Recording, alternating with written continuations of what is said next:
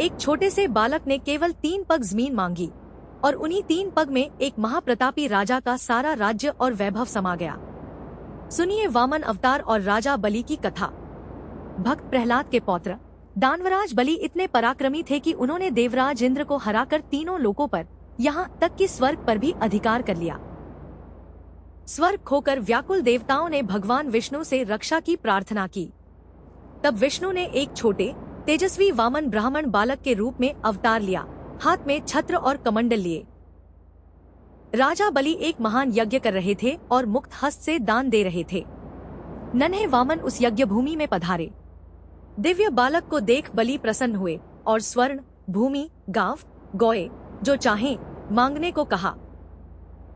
पर वामन ने केवल एक छोटी भेंट मांगी, अपने ही छोटे चरणों से नापी हुई मात्र 3 पग भूमि। बलि के बुद्धिमान गुरु शुक्राचार्य ने पहचान लिया कि यह वामन स्वयं विष्णु है और मना किया। पर सत्यवादी दानवीर बलि ने अतिथि को दिया वचन तोड़ने से इनकार कर दिया और जल हाथ में लेकर 3 पग भूमि का संकल्प दे दिया। और संकल्प पूरा होते ही नन्हा वामन बढ़ने लगा, विराट त्रिविक्रम रूप में सारे ब्रह्मांड में फैल गया। एक पग में उसने सारी पृथ्वी नाप ली और दूसरे पग में सारा आकाश और स्वर्ग। फिर प्रभु ने पूछा, बलि अब मेरा तीसरा पग कहाँ रखूं?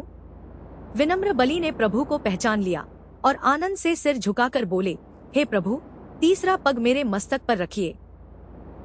बलि की सत्यनिष्ठा, विनम्रता और पूर्ण समर्पण से प्रसन्न होकर विष्णु ने उन्हें सुतल लोक का राजा बनाया और उनके द्वार पर स्वयं रक्षक बनने का वचन दिया।